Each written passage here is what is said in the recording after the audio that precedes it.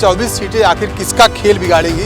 ये कहावत आपने सुना होगा कि महिमा घटी समुद्र की, रावण बसो परोस, यों रहीम कैसे निभे बेर केर के साथ। तो जानते हैं कि अब इन लोगों का अस्त होने जा रहा है। वैसी साहब अपने तेलंगाना में तो कुछ कर नहीं पाए, तो बिहार में कौन सा कद्दू में तीर मार लेंगे। ये कितनी भी बेईमानी कर लें, कुछ भी कर डालें और किसी तरीके का डांस कर लें, इंडिया गठबंधन की ही सरकार बनेगी। ये बिहार की जनता की पुकार है। ईडी पे कट्टा, सीबीआई पे कट्टा, इलेक्शन कमीशन पे कट्टा, सरकारी संस्थाओं पे कट्टा, विपक्ष पे कट्टा। हमें कट्टे की सरकार चाहिए, हमें मोदी की सरकार चाहिए। सिर्फ बिहार में ही कट्टे की सरकार नहीं, पूरे देश में कट्टे की सरकार चाहिए। जो बिहार का जो मुसलमान है वो सत्ता परिवर्तन चाह रहा है। जो हम सामने से बोलेगा, इस वक्त में कोई भी मुसलमानों की बात नहीं रख रहा है, जो बोलेगा तो फिर उसका साथ तो देना ही पड़ेगा। बिहार में सेकेंड चरण का मतदान है 11 तारीख को, लेकिन सबसे बड़ी बात है कि बिहार के ही उसी में 11 को मतदान होगा दूसरे चरण का, उसी में 24 सीटें ऐसी हैं जो सीमांचल की हैं।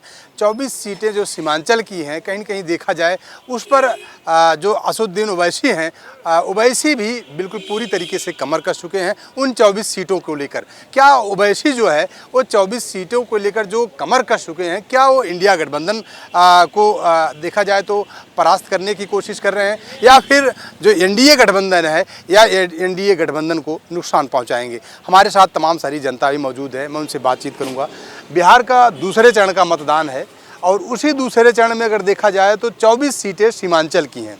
उन सीमांचल पर असदुद्दीन ओवैसी पूरी तरीके से अपनी ताकत झोंक दी है। क्या देखते हैं, क्या लग रहा है कि वो जो 24 सीटें हैं सीमांचल की, उस पर? देखिए, वो 24 सीटें जो सीमांचल की हैं वो टीवी पे कल बोल भी रहे थे। ओवैसी जी कह रहे थे कि ये सीमांचल हमारा प्रदेश है, हमारे लोग हैं, हम जिसको चाहेंगे उसको जिताएंगे, और वो मुस्लिम बाहुल क्षेत्र है और वो वहाँ पे ज़रूर कांग्रेस और राजद का वो बिगाड़ेंगे, चूँकि इन लोगों की जो राजनीति है वो इसी पे टिकी हुई 18% पे, जो चूँकि सबसे ज़्यादा चूँकि इनको वोट यही एकमुश्त होकर के होता है। और ओवैसी साहब को जो इनके 4 विधायक पिछली बार तोड़ लिए गए, उसकी खुन्नस, और उसके बाद उन्होंने प्रयास किया कि हमको 6 सीटें दे दी जाएं सीमांचल की, जिसमें हम अपने प्रत्याशी हैं। उसमें आरजेडी ने इनको कोई तवज्जो नहीं दिया, जिसके कारण वो पूरा एड़ी चोटी का जोर लगाए हुए हैं कि हम लगा करके इस 24 सीटों पे जो हमारी मुस्लिम बाहुल सीटें हैं, इस पे हम आरजेडी का जरूर और नुकसान करेंगे, बिल्कुल करेंगे। जो भी वोट वो काटेंगे आरजेडी कराएंगे। देखो, मुस्लिम वोट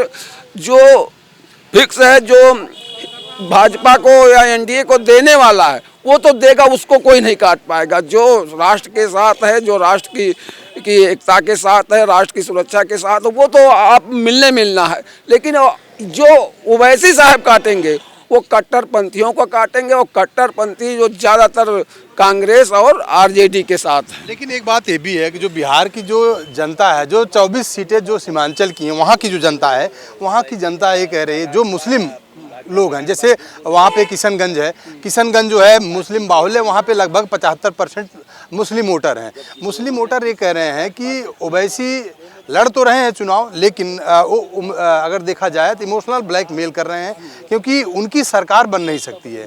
तो आखिर जो वोट है उसका नुकसान क्यों किया जाए? क्योंकि जो देखा जाए तो बिहार में जो सत्ता परिवर्तन की लहर चल रही है, तो क्या लगता है कि जो वोटर हैं मुस्लिम वोटर, वो ओवैसी को वोट करेंगे या फिर इंडिया गठबंधन को ही जाएगा? वो नहीं, ओवैसी को वोट करेंगे, चूँकि कुछ हद तक नहीं करेंगे। जो उस टाइप के सोचने वाले हैं कि इनसे ओवैसी को देने से इनके अगर 2-4 विधायक आ जाएंगे, उससे न सरकार बना पाएंगे, न कुछ हमारा भला कर पाएंगे, वो बोले ही। लेकिन जो सेंटिमेंटल एकदम वो बना चुके हैं, जिन लोगों का ये कहना है कि हम हमेशा ठगे गए हैं, हमको नंबर 2 का हर पार्टी ने हमको बनाया है और हमारे हित की बात नहीं की है, उन लोगों को वो लोग जरूर ओवैसी को करेंगे। वो कह रहे हैं हम कम से कम अपनी ताकत जब कहीं दिखाएंगे नहीं, जब शुरू नहीं करेंगे, कहीं से पेड़ लगाएंगे नहीं, तो हमको कोई जानेगा कैसे। तो वो इस फराक में है कुछ लोग कि उसमें 60% से ज़्यादा जो मुस्लिम लोग हैं वो ओवैसी के साथ हैं वहाँ पे, और वो ओवैसी को ही वोट देंगे। वो कह रहे हैं नहीं हम इस चुनाव में अगर कुछ कर ओवैसी साहब कुछ करें तो अगले चुनाव में हम कम से कम अपनी एक वो रख सकते हैं कि हाँ हमारे पास इतना जनाधार है, हम ये कर सकते हैं, तो हमको तवज्जो मिलेगी।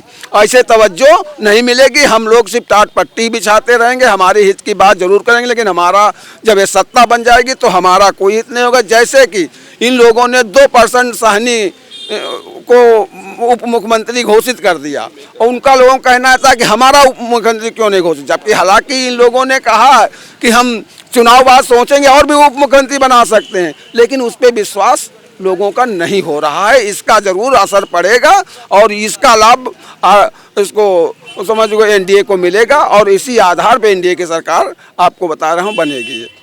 ठीक है, दूसरे चरण का मतदान है बिहार में और उसमें जो 24 सीटें सीमांचल की हैं, क्या लगता है कि किसका खेल बिगाड़ने वाली हैं वो 24 सीटें जो सीमांचल की हैं? क्योंकि उस पर देखा जाए तो मुस्लिम वोटर सबसे ज़्यादा है उन 24 सीटों पर, क्या कहेंगे? एक कहावत आपने सुना होगा कि महिमा घटी समुद्र की, रावण बसो परोस, यों रहीम कैसे निभै बेर केर के संग। दरअसल हिंदुस्तान का, बिहार का मुस्लिम समाज जो 24 सीटों का आपने जिक्र किया है, किशनगंज है, अररिया है, ये इनका वाला क्षेत्र है, तारिक अनवर वाला, तो कुल मिलाकर के मैं ये कहूँगा कि वहाँ का मुसलमान, दलित और जो भी और भी हैं, इन लोगों ने ये जान लिया है कि वैसी भाजपा की बी टीम है, जैसे मायावती भाजपा की बी टीम हो गई हैं, चंद्रशेखर रावण हो गए हैं, और बाकी हाई पियर का जो मेघा वाली पार्टी है। पियर का मेघा का मतलब कौन? अरे क्या नाम है इनका, राजभर, ओम प्रकाश राजभर। ओम प्रकाश राजभर। तो जानते हैं कि अब इन लोगों का अस्त होने जा रहा है। वैसी साहब बहुत ज़्यादा अपने तेलंगाना में तो कुछ कर नहीं पाए, तो बिहार में ही कौन सा कद्दू में तीर मार लेंगे। 1-2% जो इनके फॉलोअर होंगे वो चले जाएंगे, लेकिन 99% उनके बिरादरी के लोग इनको राजनीतिक वोट कटवा मान चुके हैं। तो कुल मिलाकर के वहाँ बिहार की जनता बेरोजगारी, महंगाई और जो वर्तमान में जंगल राज आपने देखा होगा मोकामा में किस तरह से, उसके बाद एक जगह और एक जेडीयू प्रत्याशी के भाई, उनकी बीवी और 2 बच्चों की निर्मम हत्या कर दी जाती है। तो कितना बढ़िया लाइन आर्डर है। ये जरूरी नहीं है कि मेरे बाप डाकू चट्टान सिंह थे तो मैं भी चट्टाना सिंह बनूंगा, और ये जरूरी नहीं है कि डाकू की भूमिका अदा करने वाला वो सन्यासी नहीं हो सकता। आप वाल्मीकि का ले लीजिए रोल। कुल मिलाकर के मैं कहूँगा कि बिहार बगावत की धरती है, बिहार से ही परिवर्तन की लहर चलती है, चाहे वो जेबी मूवमेंट रहा हो, चाणक्य का मूवमेंट रहा हो, मतलब परिवर्तन होने वाला है 101%। लेकिन जिस तरह से वीवीपैट की पर्चियां रोडों पे बिखरी मिल रही हैं, और जिस तरह से होटल में बैठा करके देश के माननीय गृह मंत्री, जिन्हें तड़ीपार भी कहा जाता है, उन्होंने जो गुजरात से आए हुए 10 से 15 IAS IPS अफसर ऑब्जर्वर बना के भेजे गए हैं, उनके साथ मीटिंग करते हुए इस तरह का ही खेल करने के फिराक में है। लेकिन हिंदुस्तान के चुनाव पर हिंदुस्तान की ही नहीं पूरे विश्व की निगाहें लगी हुई हैं। कुल मिलाकर के मैं यही कहूँगा कि 14 तारीख को नाऊ भाऊ देखो भाई कितने बाल हैं, वो 14 तारीख को दिखाई। ये कितनी भी बेईमानी कर लें, कुछ भी कर डालें और किसी तरीके का डांस कर लें, इंडिया गठबंधन की ही सरकार बनेगी। ये बिहार की जनता की पुकार है, बेरोजगारों की आवाज़ है। जो परसेंटेज बढ़ा है 15 से 20% तो बेरोजगार नौजवानों का, जिनको एनडीए सरकार में लाठी से पिटवाया गया है। देखिए, डरा धमका करके इंदिरा गांधी से बड़ी ताकतवर नेता हिंदुस्तान में न भूतो न भविष्यते, उनको ही बरेली से 55,000 कुछ वोटों से जनता ने हरा करके पवेलियन भेज दिया था। तो और किसी की क्या बिसात है? आप मुझे बता दीजिए कि अब हमको तो एक बात एक चिंता सताई जा रही है कि बनारस के को विद्युत नगरी कहा जाता है, बनारस के विद्युत नगरी पे गुजराती ठग कैसे हावी हो गया, यही समझ में नहीं आता है। बिल्कुल सही है, लेकिन सबसे बड़ी बात है कि जो सीमांचल में की 24 सीटें हैं, वो 24 सीटें आखिर किसका खेल बिगाड़ेंगी? क्योंकि वहाँ पे अगर देखा जाए तो असदुद्दीन ओवैसी जो है बिल्कुल पूरी तरीके से कमर कस चुके हैं और उनका कहना है कि 24 सीटें जो हैं, 24 सीटों पर 24 सीटें मुस्लिम बाहुल्य सीट हैं, इस पर ओवैसी बिल्कुल अपनी ताकत वहाँ पे लगा चुके हैं। जबकि उसी 24 सीटों के जरिए से देखा जाए तो राहुल गांधी ने जो भारत जोड़ो यात्रा निकाली थी, वो यात्रा भी उन्हीं सीटों से होकर गुजरी हुई थी। क्या कहेंगे इसको लेकर? देखिए, सबसे पहले तो मैं कह दूं कि देश भर में ही कट्टे की सरकार चाहिए, सिर्फ बिहार में कट्टे की सरकार नहीं चाहिए। ईडी पे कट्टा, सीबीआई पे कट्टा, इलेक्शन कमीशन पे कट्टा, सरकारी संस्थाओं पे कट्टा, विपक्ष पे कट्टा। हमें कट्टे की सरकार चाहिए, हमें मोदी की सरकार चाहिए। सिर्फ बिहार में ही कट्टे की सरकार नहीं, पूरे देश में कट्टे की सरकार चाहिए। ईडी पे कट्टा, सीबीआई पे कट्टा, इलेक्शन कमीशन पे कट्टा, सरकारी संस्थाओं पे कट्टा, विपक्ष पे कट्टा। मोदी की सरकार चाहिए, हमें कट्टों की सरकार चाहिए। मोदी की सरकार चाहिए, कट्टों की सरकार चाहिए। कट्टों की सरकार, ईडी में कट्टा, सीबीआई पे कट्टा, इलेक्शन कमीशन पे कट्टा, सरकारी संस्थाओं पे कट्टा, विपक्ष पे कट्टा। हमें मोदी के कट्टे सरकार पसंद है, कटुआ सरकार पसंद है, कट्टों की सरकार पसंद है। कटुआ सरकार पसंद है, कट्टों की सरकार पसंद है। लेकिन सबसे बड़ी बात यह है कि दूसरे चरण का मतदान है बिहार का, लेकिन दूसरे चरण में अगर बात करें सीमांचल जो एरिया है, सीमांचल एरिया 24 सीटें ऐसी हैं जो मुस्लिम बाहुल्य हैं। क्योंकि मुस्लिम बाहुल्य सीटें हैं, वहाँ पे ओवैसी ताल ठोक चुके हैं। ओवैसी वहाँ पे पूरी मजबूती के साथ चुनाव लड़ रहे हैं और ओवैसी साहब ने कहा कि 24 सीटों पर अगर देखा जाए तो ओवैसी की बिल्कुल मजबूत पकड़ है। वो कहीं न कहीं देखा जाए इंडिया गठबंधन का खेल बिगाड़ने के पक्ष में है। यहाँ तक कि इंडिया गठबंधन ने भी कहा कि ओवैसी खेल बिगाड़ेंगे। क्या लगता है, आप महिला हैं और बिहार की महिलाओं को 10-10 हज़ार रुपये देने का काम किया बीजेपी सरकार ने, क्या जो 24 सीटें हैं उन 24 सीटों पर भी जो 10,000 था उसका प्रभाव कुछ पड़ने वाला है या फिर वहाँ पे ओवैसी मजबूत स्थिति में रहेंगे? कौन क्या? सबसे पहली बात तो मैं आपको बताऊं, ये 10,000 दे रहे हैं, ये इनका झूठा वादा है। क्योंकि महाराष्ट्र में और मध्य प्रदेश में भी ऐसा कर चुके हैं। ये शुरुआत में बोलते हैं देंगे, बाद में वो देते नहीं हैं।